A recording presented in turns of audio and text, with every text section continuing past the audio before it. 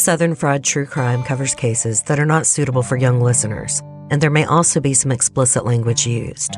Listener discretion is advised. On Friday, October 12, 2012, pageant queen Audrey Bolt, also known as Miss Ohio, was having a hell of a day. She had started chatting with a new guy she had met on Facebook. His name was Ryan Poston, and he seemed promising. He was a lawyer, a handsome lawyer. He was starting a law firm, had his own place, and was super smart. Sure, Ryan may have been 30 years old to Audrey's 23, but it could be nice to date an older, established man, someone who knows what they're looking for in life.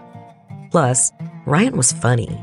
They had started chatting with each other after Ryan left a witty comment on Audrey's Facebook posts. On that October day, they had plans to grab drinks at a local dive bar that night. Maybe they would shoot some pool. Audrey was excited, and she knew Ryan wouldn't forget their date. But 10:30 p.m. came and went, and Ryan never showed up. No text, no call, nothing. He had ghosted her. And when Audrey was subpoenaed months later, she found out why.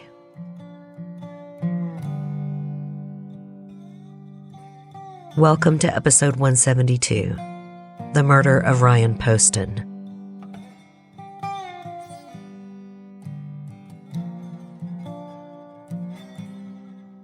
Ryan Christopher Poston was born on December 30th, 1982 in Fort Mitchell, Kentucky, to his mother Lisa and his father Jay. Ryan had 3 sisters and was the only son in his immediate family. Ryan's parents described him as a caring son and a protective older brother. The entire Poston family was very close. Ryan's father said his son often was loving and affectionate. On the way out the door, Ryan always kissed his parents and said, "I love you." Around 1983, when Ryan was a year old, his parents divorced.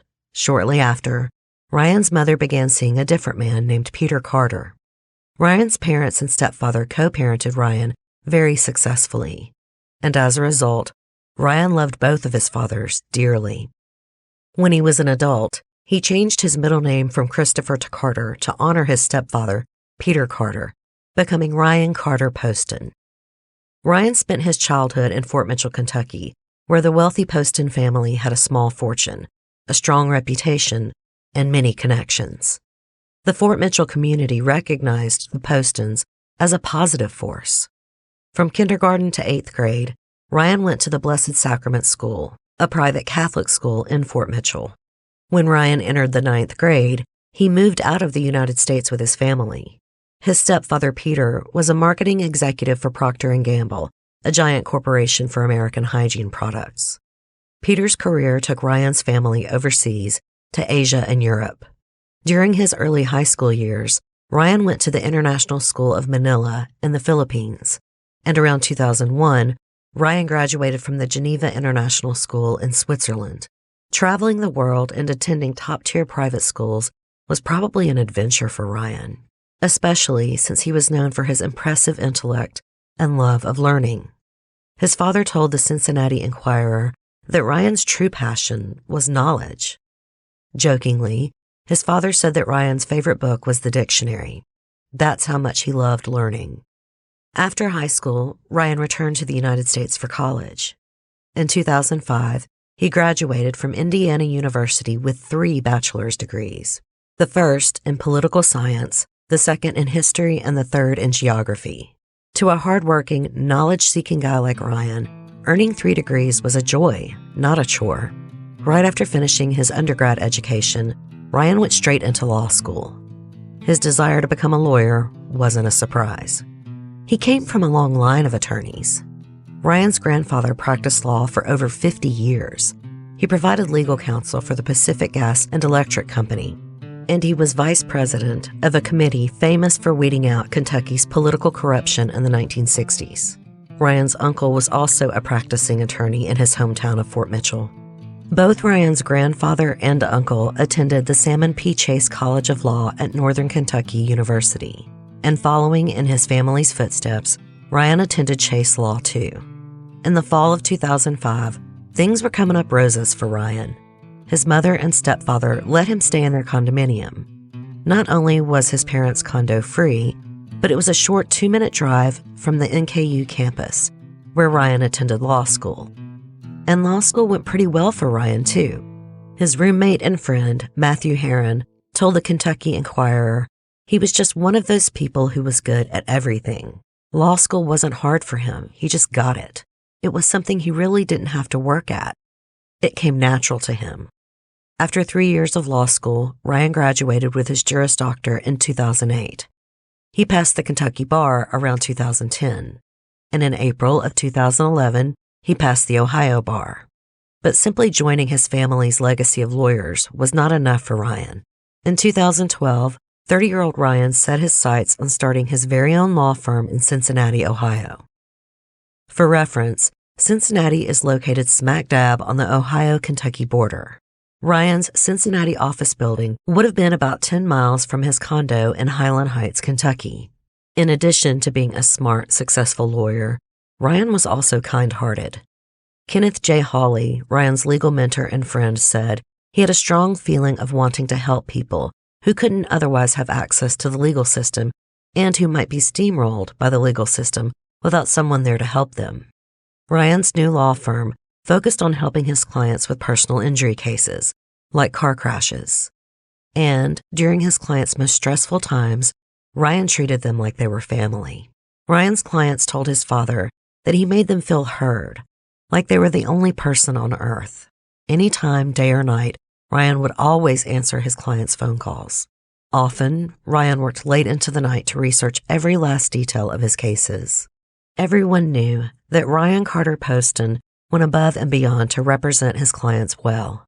Kenneth J. Hawley told the Kentucky Enquirer he was going from 0 to 100 probably faster and better than any young lawyer could have or than could be imagined. He was that good at what he was going to be doing. He was excited about his future, and his future was very bright. Some of Ryan's friends even expected him to run for Congress soon. They said when Ryan talked, people listened, no matter what he had to say.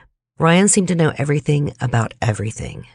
Despite Ryan's extreme devotion to his profession, he maintained an identity outside of work. He loved drinking Woodford Reserve bourbon, playing chess, and discussing philosophy. It seemed like Ryan truly had everything: a great career, a range of personal interests, and a loving family. And if that wasn't enough, Ryan was also a handsome devil. His friends and family described him as extraordinarily attractive. Standing at 6'3", with brown hair and blue eyes and a slim build, Ryan looked great in his daily suit and tie, and he knew it. He was confident in his appearance and gained the attention of many beautiful women. One of those women was Shayna Hubers. Shayna was a 19-year-old grad school student in Kentucky. By random chance, one of her relatives was Facebook friends with both her and Ryan. Through Facebook's suggested friends feature, Ryan noticed Shayna's profile. She immediately caught his eye. Just like Ryan, she had brown hair, blue eyes, and was gorgeous. On March 20th, 2011, Ryan sent Shayna a Facebook friend request. After chatting through Facebook messages for just under a month, Ryan and Shayna decided to take the plunge and meet in person. So on April 8th, Ryan went to Shayna's birthday party at a Lexington, Kentucky bar. Right away, the chemistry between Ryan and Shayna was electric. Soon after, they were dating, but it was a somewhat long-distance relationship. Shayna lived in Lexington, almost 90 miles from Ryan's condo in Highland Heights. The two saw each other only occasionally, but they texted constantly. Shayna and Ryan appeared to be a happy couple for about 8 months. But starting in November 2011, they hit troubled waters. From this point on, friends described them as frequently on again, off again. They broke up at least 3 times in 5 months. Each breakup was short-lived, and they would quickly make up. But over time, friends and family could see that this relationship was stressing Ryan out. By Shayna's own admission, she was much more interested in Ryan than he was in her, and it showed. Ryan's colleagues reported that Shayna would constantly come to Ryan's office, even when the two were on a break. Sometimes Shayna would show up at Ryan's office under the pretense of bringing him lunch. But other times, Shayna was just trying to find Ryan when he hadn't responded to her text messages. If Shayna couldn't find Ryan at the office, she would wander aimlessly around the building. Shayna would also go to Ryan's condo and let herself in, regardless of their current relationship status. Her unannounced visits happened so often that Ryan threatened to padlock his door. Keep in mind, visiting Ryan was not a quick trip for Shayna. She had to drive 90 minutes from Lexington to Highland Heights. For Shayna to visit Ryan this often, uninvited, and when they weren't even a couple, it was weird. And there's more. When Shayna couldn't get to Ryan herself, she contacted his neighbor. She asked them if Ryan was at home or going to the bar with other women. And Shayna texted Ryan way too much. The Cincinnati Enquirer reported that for every one text Ryan sent Shayna, she responded with approximately 100 texts. What seemed like a promising relationship at the start was quickly turning sour. And Ryan's family saw that. Ryan's dad, Jay, would regularly go to Ryan's condo to clean and do his laundry. According to Jay, Ryan was a slob who never cared what his place looked like.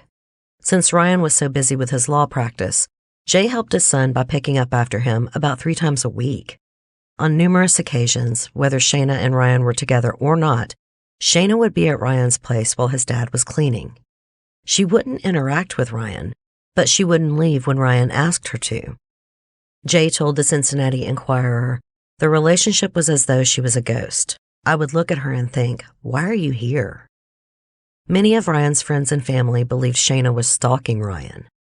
Jay explained that had Ryan been his daughter, he would have gotten a restraining order against Shayna. But he felt that Ryan could take care of himself. As he told the Enquirer, "He was my big strapping son. I figured, let him work this out." But Ryan couldn't seem to work this out. His family explained that he was notoriously bad at handling conflict. Ryan just wanted everyone to be happy. Ending his relationship with Shayna was challenging because it broke his heart to see her so upset. After months and months of Ryan and Shayna's increasingly toxic relationship, he was finally ready to break things off. But Shayna wouldn't let him. Ryan's friends told CBS's 48 Hours that Shayna was determined to settle down with Ryan. She wouldn't take no for an answer. No matter what Ryan said, Shayna continued showing up everywhere in his life, relentlessly badgering him with text messages, popping up at his office, and using her key to get into his condo. Ryan mimicked his father's previous sentiments when he sent a text to a friend saying, "This is getting to be restraining order level crazy." But under Kentucky law, Ryan didn't qualify for a restraining order. He and Shayna would have had to live together or be married. Finally, in April 2012, a year after their first date, Ryan was able to sever ties with Shayna. Neither one of them was happy. Shayna was angry that Ryan had said negative things about her to their friends. Ryan felt smothered since Shayna wouldn't leave him alone. At one point, Ryan texted Shayna, "I no longer have the patience to deal with you." And that was that. It was over. Until it wasn't. In July 2012, barely 3 months later, Ryan and Shayna rekindled their relationship. But this time, their honeymoon period was even shorter than usual. Less than a month after they got back together, Ryan tried to escape Shayna's grasp once again. One night in August, Ryan showed up at his dad Jay's house around 12:30 a.m. He needed a place to stay because Shayna, once again, refused to leave his condo. Jay, of course, agreed. Throughout the night, Jay repeatedly heard Ryan's phone notifications going off. Shayna was texting him nonstop. Although Shayna struggled to let Ryan go, she wasn't feeling great about their relationship either. After all, Ryan had been giving her the runaround for months.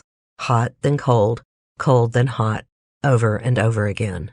One time, Ryan physically threw Shayna out of his condo without her purse, so she had to knock on a neighbor's door to call someone. Around this time, Shayna sent a message to a friend of hers that was a dentist. It said, "He's been begging me to ask you if you could do his veneers, but please, F them up and make him ugly so he'll never get another girl. I hate him. But that next month, September 2012, Ryan and Shayna were on good terms again, ordering dinner together as couples do.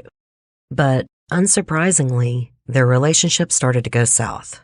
Just days later, Ryan confided in his office's receptionist, Lori, about his troubles with Shayna. Ryan asked her, "How do you break up with someone who doesn't want to break up with you?" Lori told him to break up with Shayna for good, even if it meant calling the police. And Lori wasn't the only one who gave Ryan this advice. Both his dad Jay and his stepdad Peter separately approached Ryan about leaving Shayna. They knew that despite being a fierce attorney, Ryan had a bad habit of avoiding confrontation in his personal life. They gave him their best advice: tell her it's over as nicely as possible. Be direct, but a gentleman. And that's what Ryan wanted to do, or so he said, because contrary to what Ryan kept telling everyone else, he continued to engage with Shayna. On October 2nd, Ryan took Shayna on a date to the shooting range. Ryan was an avid target shooter. In his condo, he had multiple guns along with various bullets. Since he was a messy guy, the weapons and bullets were often strewn about his condo. Ryan also kept a loaded gun on his person at all times. On the day of the shooting range date, Shayna was feeling unsure of her stormy relationship with Ryan. She texted a friend, writing, "When I go to the shooting range with him tonight, I want to turn around, shoot, and kill him and play like it's an accident." The friend replied, "Be careful, no accidents," and Shayna responded, "I'll try not to." She had a similar conversation with another friend. Later, the friends would clarify that this seemed like friendly banter, that she was just joking. And Ryan wasn't sure of this stormy relationship either. Around this time, he met up with a friend of his. During the get-together, Ryan told the friend he intended to break up with Shayna face-to-face soon. He told the friend that, previously, he had tried to end the relationship with subtle hints, but that had not worked. But then, on Thursday, October 11th, Ryan invited Shayna to watch the vice presidential debate with his family. If you're getting whiplash from Ryan's mixed signals, you're not alone. Shayna's obsessive behavior is inexcusable, but Ryan couldn't seem to disentangle himself from her either. Even if Shayna and Ryan were not officially together as boyfriend and girlfriend, inviting your ex to a family gathering is not how you gain closure. On the evening of October 11th, everything started off smoothly. Shayna, Ryan, and Ryan's family ate dinner. They watched the political debate, and Ryan shared some fantastic news with everyone. For months, he had been embroiled in an ongoing civil lawsuit with his former law partner. That day, they had finally settled. The entire ordeal had left Ryan extremely stressed, so this was a massive weight off his shoulders. His stepdad later said, "He was the happiest I had seen him in months, and his life was really on a roll right then." But, as usual, Ryan and Shayna ended the night with a fight. The two fought so loudly that neighbors said they often heard them fight through the walls. And this fight was huge. By the end of it, Shayna seemed to understand that her relationship with Ryan was over.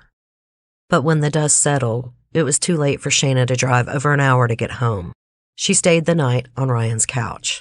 That night, she called her mother Sharon, complaining that she didn't feel good. Based on Shayna's apparent symptoms, Sharon thought Shayna was having a stroke. Worried out of her mind, Sharon drove from Lexington to Ryan's condo in Highland Heights in the middle of the night. When she arrived, Sharon tried to convince Shayna to go to the emergency room, but Shayna wouldn't budge. Her symptoms had mysteriously vanished.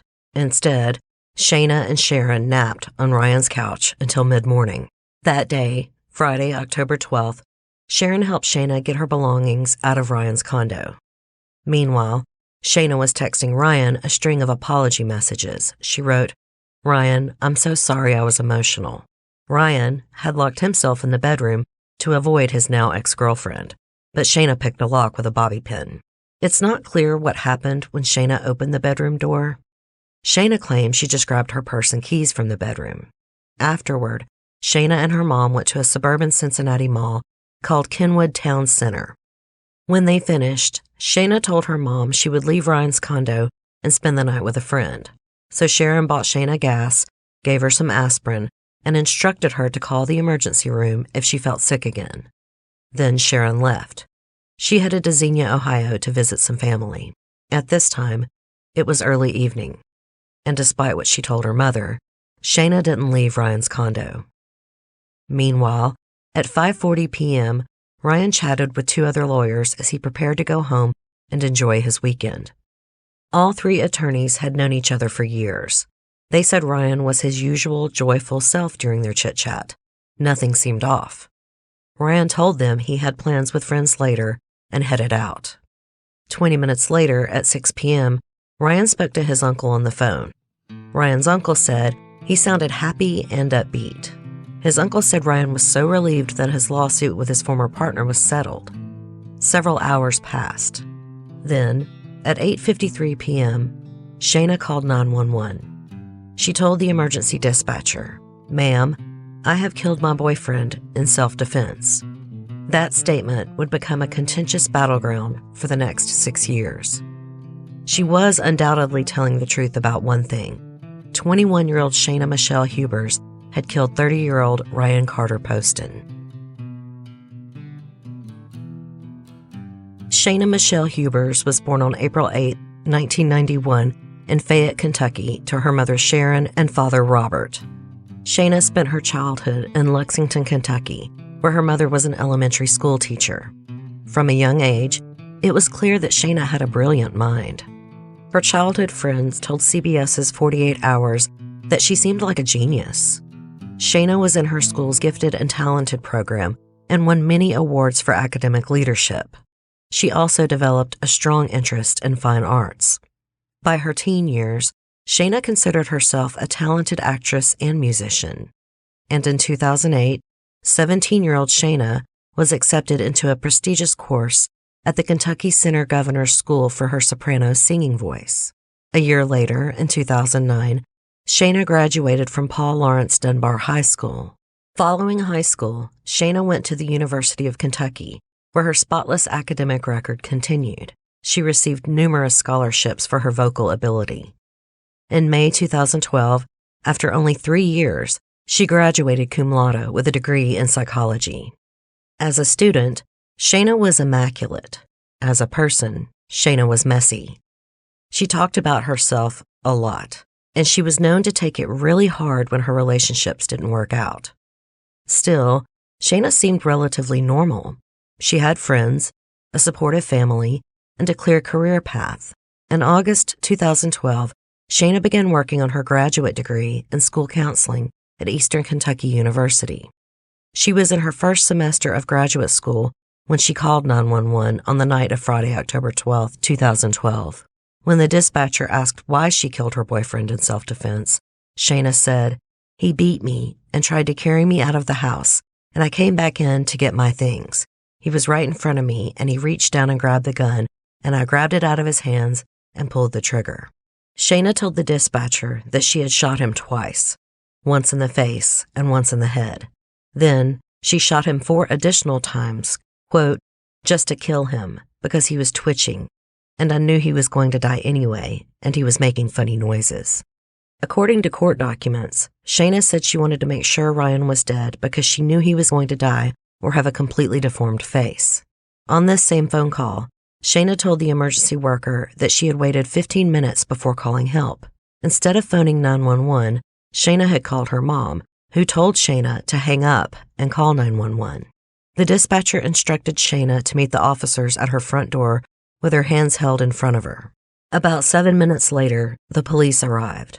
They instructed Shayna to lie on the ground. Then, they took her into custody. At the police station, the authorities put Shayna in a room under video surveillance. Within minutes, she requested to speak to an attorney. However, without any prompting from the police, she began to talk at length about killing Ryan. For almost 3 hours, Shayna would speak to anyone and everyone who came into the room about Ryan's alleged abuse and her self-defense. The videos show her trying to speak to one officer who clearly wasn't questioning her. When she tried to talk to him, he brusquely explained, "I'm just supposed to sit with you," to get her to stop. During this recorded interview, Shayna claimed that Ryan was evil, physically abusive to her, and addicted to prescription pills. That night, Shayna said Ryan was so whacked out on drugs that his blue eyes turned black.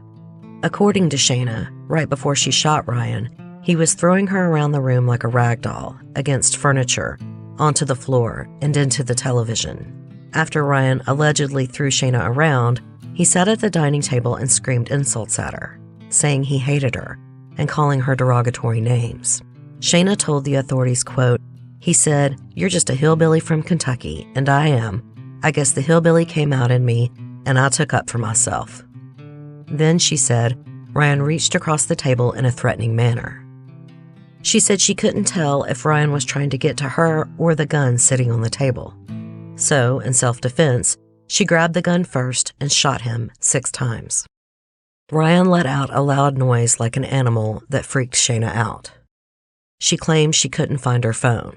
Once she found it, she called her mom and then 911.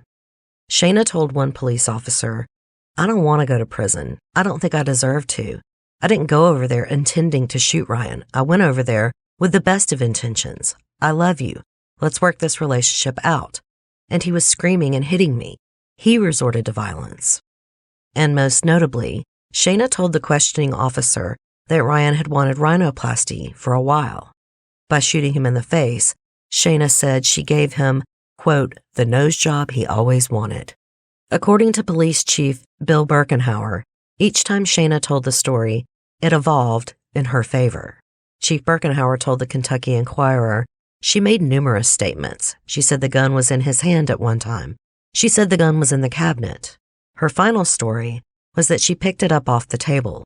When she spoke with the 911 operator, Shayna said that Ryan went down after she shot his head twice. When she talked with the officers minutes later, she said Ryan was still coming towards her, even after shooting him in the head twice. Chief Birkenhauer was also thrown by one startling detail of Shayna's story. She released the safety on the gun before she shot Ryan. To Birkenhauer, that seemed like premeditation, not self-defense. Investigators' suspicions increased, and Shayna was not helping the situation. At one point, she pretended to cry in front of a detective. She gasped for air and contorted her face. But the exact second that he left the room, Shayna's face returned to normal. Her emotional theatrics were not lost on the police officers watching the live video feed of Shayna's holding room. They referred to her questioning as the Shayna Hubers show because Shayna's words felt so performative. While alone in the room, Shayna did pirouettes, sang, snapped her fingers, and chanted, "I did it. Yep, it was me. I killed him." Back at the crime scene, local authorities found Ryan's body on the dining room floor. His shirt was torn. They collected the murder weapon, which was Ryan's own .38 caliber handgun. According to Chief Birkenhauer, many elements of the crime scene did not match Shayna's version of events. Shayna said, moments before she shot Ryan, he had thrown her into the TV and a bookshelf. But the TV in Ryan's condo was fine. In fact, it was dusty. Nothing had touched this TV in a long time. The bookshelf Ryan had allegedly thrown Shayna into was also undamaged. All of the knickknacks on it were perfectly in place. Photographs taken at the station showed that Shayna had light bruising on her shin, but almost no visible bruising anywhere else. And all of the items on the dining room table were completely undisturbed. This was strange, since Shayna said a mad scramble for Ryan's handgun happened at this exact table. Items like prescription pill bottles and bullets, which tip over easily, were still sitting upright. Investigators believed that based on their seating arrangement, Ryan's arm should have knocked the pill bottles and standing bullets over when he reached for the gun. The detectives found there was no sign of a struggle in Ryan's condo. With the position of Ryan's body, the oval dining room table, and the door, the police officers also noted that Shayna shot Ryan with the unlocked door directly behind her. If Ryan had been verbally and physically attacking her, there was nothing obstructing her ability to leave. And on the gun was a trace of Ryan's blood, which meant at least one shot happened very close to Ryan's body, closer than shooting him across the dining room table. The authorities speculated that Shayna probably moved toward Ryan for the final kill shots. Based on the autopsy, experts determined that it was likely that Shayna shot Ryan 3 times while he was sitting. Then, she shot him 3 more times after he fell to the floor. She shot him once in his forehead, once in the back of his head, once in the back, once under his arm, and twice in the chest. 2 of the shots caused major damage to Ryan's aorta. Ultimately, he died of blood loss. Ryan was probably alive for all 6 gunshot wounds.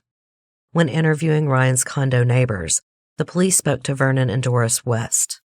The older couple lived in the condo directly below Ryan's for about 1.5 years, during which they didn't hear much noise from his condo.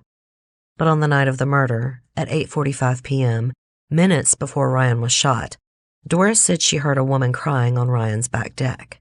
Then, Doris heard the chair on the deck scooting back. Seconds later, she heard 2 gunshots, and a few seconds after that, she heard 4 more gunshots. At some point during the gunshots, Doris also heard a thump, as if someone had fallen. Vernon heard the same. They both reported there was no screaming, thumping, or loud noises before the gunfire.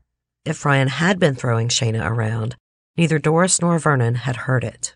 The night before the murder, Doris heard a female crying on Ryan's back porch. She heard a male voice say, "It's okay, it's okay." Based on the evidence, this was probably Ryan consoling Shayna after their breakup.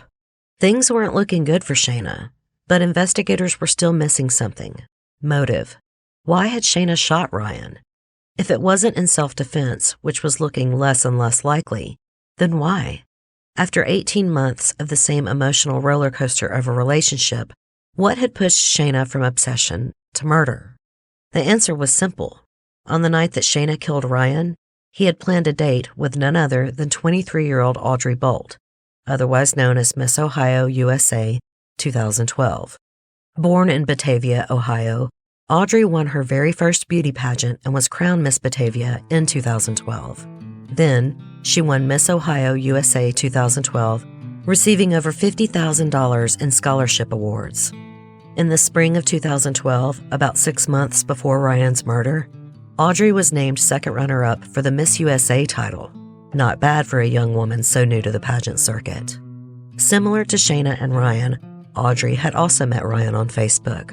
On January 27, 2012, they became Facebook friends, but it wasn't until October 2012 that Audrey and Ryan began interacting.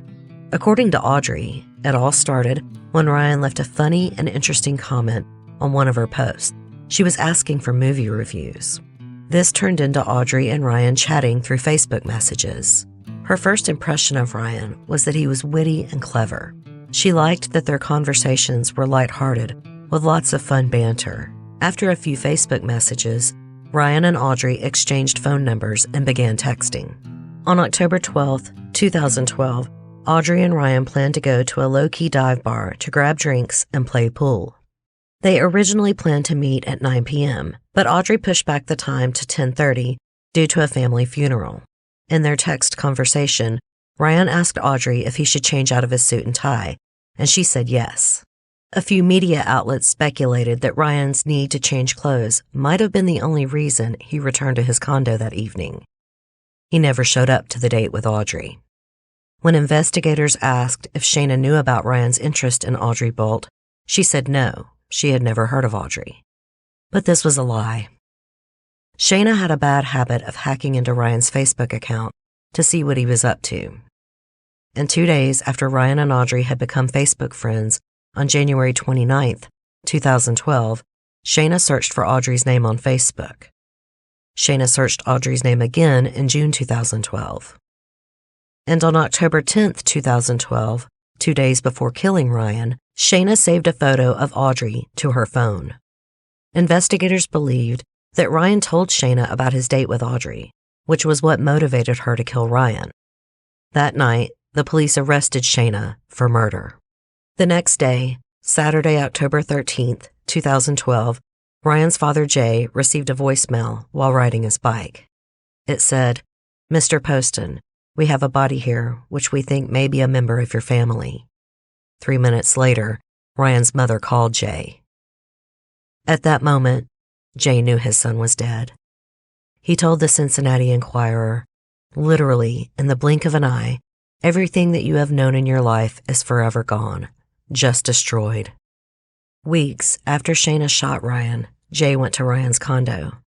He lay down in Ryan's blood and screamed. Then he scrubbed his son's blood off the walls and floor. Jay kept Ryan's dog, a Maltese Yorkie mix named Oliver. He told the Cincinnati Enquirer, "I see the spirit of Ryan in this little dog." When describing how Ryan's death impacted his life, Jay said he struggled to be happy. "Part of that is guilt," he explained. "If you start getting better, if you are happy, you are doing a disservice to your child. I do know that's not true, but it's still there, eating at you." Ryan's family was aware that Ryan had been trying to remove Shayna from his life, but was scared of hurting her feelings. In one statement, the family said he was trying to move on with his life. Tragically, his life was taken from him. In another statement, they said, "Our only solace is an unwavering confidence in our legal system and our strong belief that justice shall be served." After Shayna was arrested, she was held at the Campbell County Detention Center in Newport. Her bond was set at a steep $2 million. She couldn't make bail, so Shayna remained in jail until her trial, which happened 3 years later. On April 13th, 2015, Shayna's trial began. From the beginning, Shayna maintained that she fatally shot Ryan. The only question for the jury to determine was why. In the 3 years before Shayna's trial, this case received extensive media coverage. A beautiful young woman had killed her beautiful ex-boyfriend.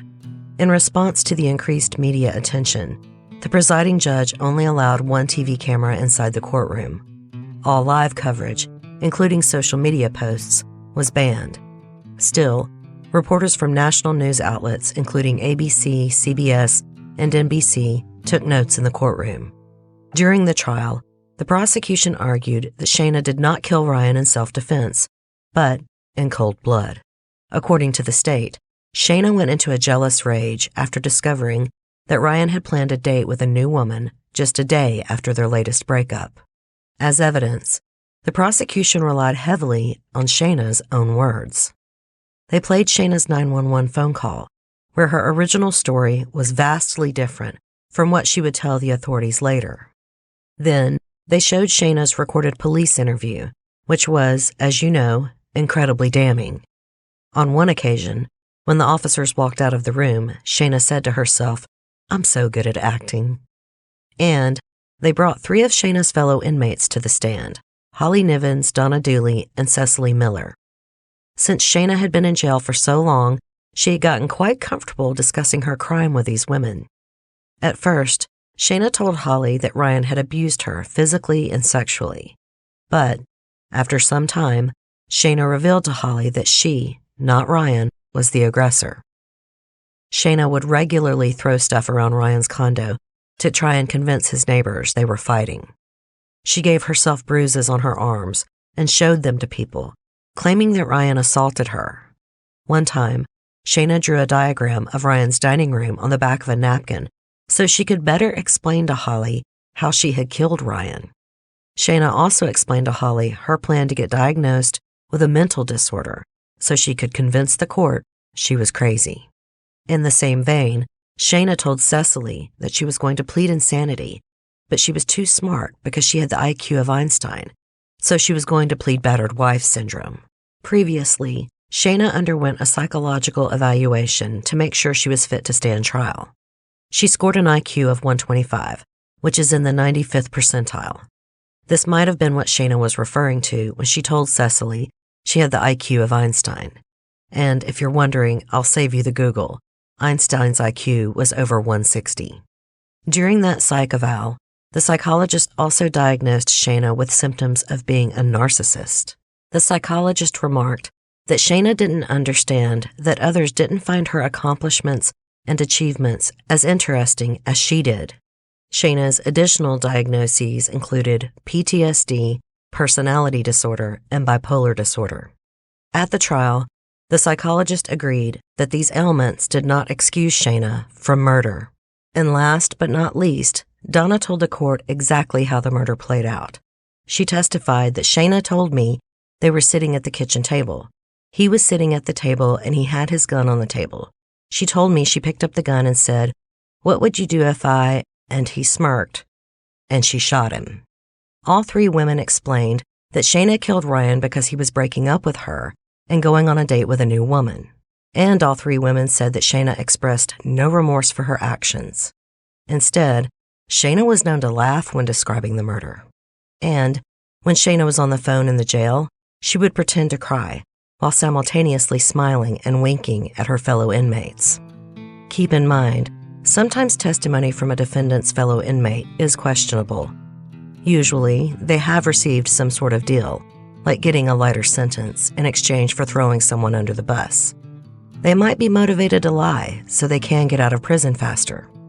But Donna, Holly, and Cecily received nothing in return for their testimony against Shayna Hubers. In preparation for the trial, relevant officials reviewed over 50,000 text messages and 20,000 Facebook messages between Ryan and Shayna. The prosecution used them to show that Shayna was angry with Ryan. Near the time of the murder, Shayna texted a friend, quote, "My love for him has turned into hate."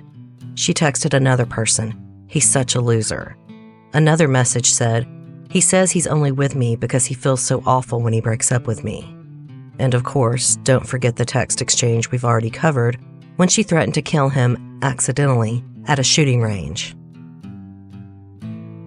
In a tragic case of irony, Shayna's text messages also revealed that she was seeing multiple other men without Ryan's knowledge. She wrote to a friend, quote, "It's going to be hard one day to choose between him and Ryan. One means the future, and one means being with someone I love who doesn't love me as much." She also texted the friend, "I'm in love with this other guy." A month before she killed Ryan, she texted a friend about getting an STD and wrote, "Who knows who I got it from, right?" Shayna, who became murderous at the news that Ryan was seeing other people, was seeing other people herself. It's almost Shakespearean. In response, Shayna's defense team maintained that she acted in self-defense. They admitted that Shayna's behavior toward Ryan was obsessive, but claimed that did not make her a murderer. Most of their arguments were predicated on smearing Ryan's reputation. According to the Cincinnati Enquirer, they argued that he was a gun nut whose career was falling apart. They claimed that Ryan was enduring the pressure of his career, an ongoing lawsuit with his former law partner, and had a prescription pill problem. As a result of this immense personal and professional stress, Ryan snapped and attacked Shayna. Since Ryan was a tall man at 6'3" and Shayna was only 5'4", she was forced to shoot him in self-defense. The defense used text messages from Ryan to depict him as a troubled, violent man. For example, Ryan wrote to a friend, "My brain has a tripwire in there somewhere, and if it snaps, I worry what could happen." He texted someone else, "I'm starting to feel like life passed by me while I was making brilliant plans for it." Other text messages indicated that Ryan might have had a problem overusing prescription pills, but the court didn't allow most of these messages to be submitted as evidence. Ryan sent them 7 months before his death, so there was reason to believe that Ryan had stopped abusing prescription pills. Shayna's defense explained that Shayna and Ryan had not broken up. They were still boyfriend and girlfriend. They pointed out that Shayna still had toiletries at Ryan's condo. However, by Shayna's own admission, her mom was helping her get her stuff out of Ryan's condo on the day of the murder. And one of the last text messages Ryan sent to Shayna read, "I think I need some time by myself this weekend." Still, the defense tried to establish that Ryan and Shayna were a couple so that they could claim that Shayna lived in Ryan's condo. You see, if Shayna lived in the condo, she might have been protected under Kentucky's Stand Your Ground law. This law states that you can use deadly force in self-defense in your own home, even if you have the opportunity to escape danger by exiting your home, which we know Shayna did since she was near the front door. You don't have to. Instead, you can stand your ground and hurt someone who seeks to harm you. But Shayna and Ryan were not living together.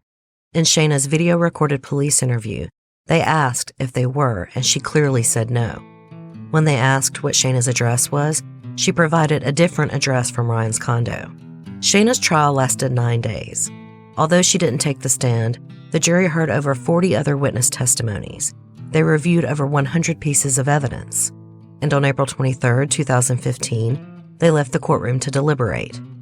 Everyone was left to wonder, would Shayna be allowed to walk free? After deliberating for 5 hours, the jury convicted 23-year-old Shayna Hubers of murdering Ryan Poston 3 years earlier. Everyone was in agreement. Shayna had not killed Ryan in self-defense. Later, a juror explained that the entire jury had immediately agreed on Shayna's guilt. They spent the majority of their 5 hours deciding what sentence to suggest for her. Even the judge said, "I never heard a word or saw a look from her that said, 'I'm sorry.'" As far as Shayna's sentence goes, the prosecution was seeking prison for life, which Ryan's family supported. One of his sisters testified, "When you never get to say bye to someone and you know they were in so much pain, your heart is breaking. Your heart actually feels like it's crumbling in your chest. Your heart feels empty. I never got to say goodbye to my brother. I never got to hug my brother one last time. He made us complete, and without him, there is always the chair that's going to be empty. There is no amount of time that will take away what was taken from us." Ultimately, the jury recommended that Shayna be sentenced to 40 years in prison. She would be eligible for parole in 20 years when she would be just 43 years old. Afterward, Ryan's family expressed their disappointment. Her mother said a 40-year sentence was a shallow victory. Ryan's stepfather said, "It's very bittersweet. We have gotten justice. Ryan loved the law, and this is what the law has given us. We'll take that. It's okay." And that seemed like the end of that. Things were bittersweet, but okay. The legal system delivered as much justice as it could, and Shayna went to prison. But in January 2016, months after her conviction, Shayna sought a retrial. And, in a rare occurrence, she got it.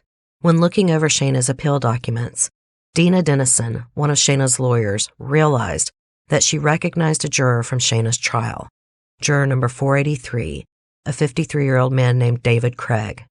Dina had represented him in November 1992 when David had not paid over $8,000 in child support.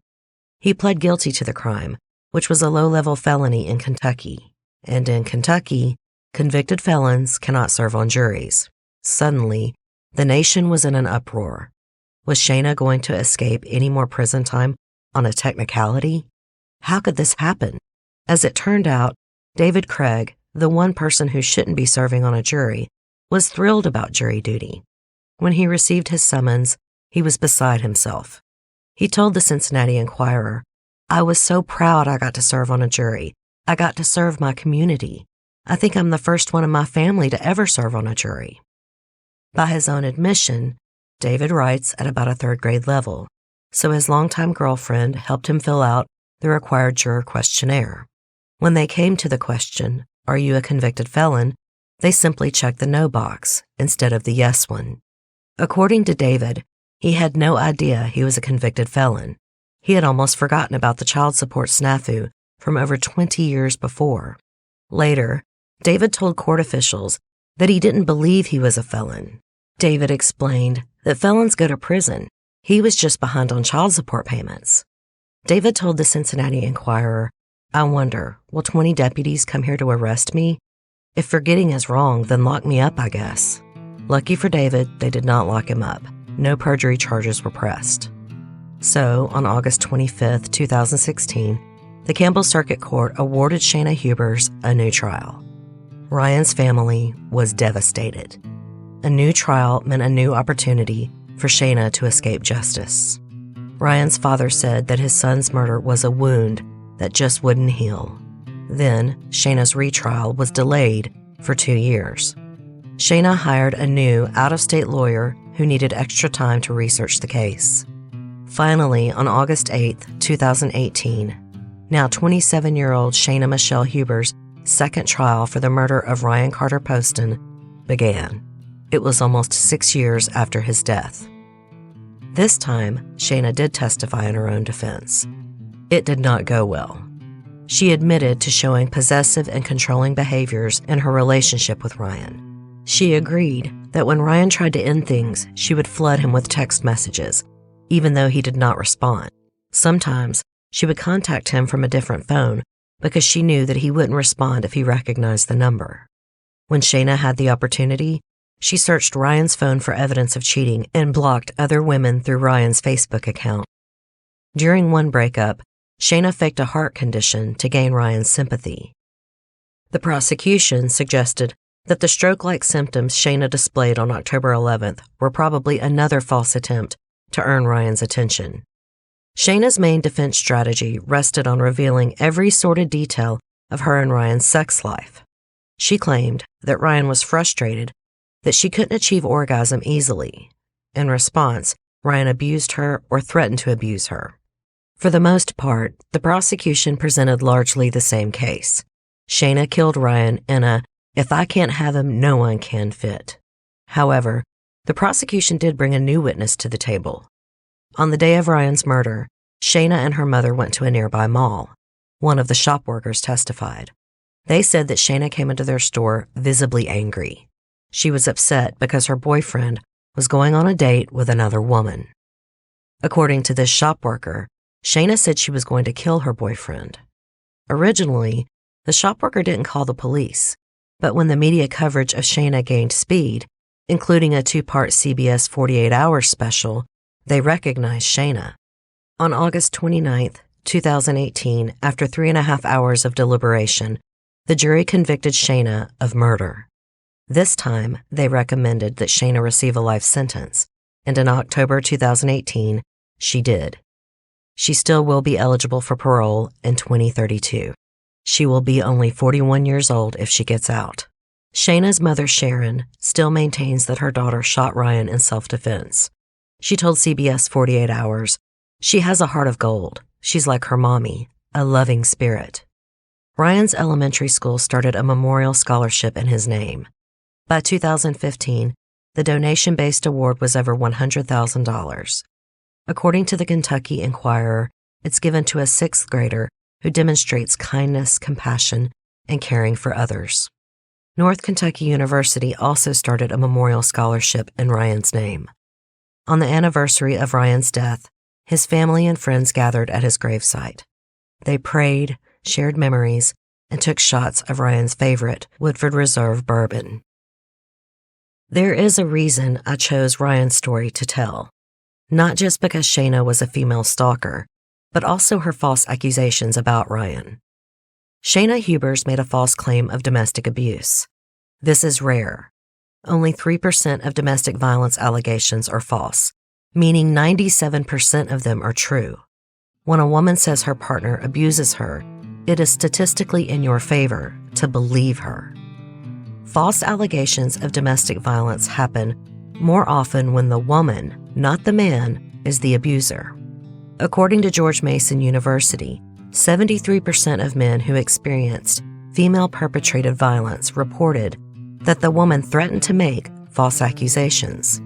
The female abusers use false accusations as a tool to manipulate, control, and maintain power over their victims. Any demographic of people will have liars, men and women. Some people want to save their skin no matter the cost. And every time people make false claims of abuse, they negatively impact society's perception of actual domestic violence victims. And the other issue in this case is that Ryan did not feel comfortable reporting Shayna's stalking. He wasn't perfect. It was definitely a toxic relationship. But he also felt he should be able to handle it himself. Even his poor father had that thought. Men often don't report stalking or abuse because of ingrained feelings of masculinity. They think they should be able to handle it. As men, they are raised to believe they can handle their own problems, especially when it comes to relationships. It isn't manly to ask for help. We need to advocate more for men. As a society, we need to normalize the reality that men are also abused. They are also stalked. And as in Ryan's case, it can be deadly. Ryan was raised by 2 lovely, thoughtful men. Even though they could see how toxic the relationship was, they trusted their son to be able to resolve it on his own safely. Ryan was smart and successful. He was a lawyer. He was handsome and had no self-esteem issues. He knew Shayna was bad news and should not be in his life. But he was more worried about hurting her, and he could not see the danger he was in until it was too late.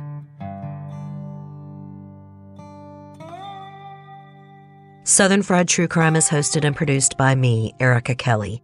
Today's episode was researched and written by Andrea Marshbank, and all editorial opinions are my own. Southern Fried's original music is by Rob Harrison of Gamma Radio, and the original graphic art is by Coley Horner. Thank you to listener Amanda for suggesting today's episode. It is an important topic that isn't discussed enough. And yes, ma'am, and Dolly, we do trust. If you have any case suggestions, please go to my website and click on the listener suggestion tab. This is the best way for me to get those little-known cases y'all always send me. Please remember I do not accept suggestions on social media, private messages. With 3 platforms to manage, that is very overwhelming for me. I hope you understand. But please come join our Facebook group, Southern Fried True Crime Fans Discussion Group, where we swap recipes, worship Dolly Parton, and share memes. I much prefer spending my social media time in our lovely group. We do, of course, discuss true crime, not just Southern Fried, but all kinds. But it is still very much a Southern lifestyle group. Our group is a safe and fun corner of Facebook, and by God, we mean it when we say no shit asses allowed. It's not just a motto, it's how we run the group. If you enjoyed today's show, don't forget to subscribe, and please tell a friend or rate and review on iTunes. I'm also on all large platforms like iHeart, Stitcher, Spotify, and now Amazon and Audible. Until next time, thanks so much for listening. Y'all take care.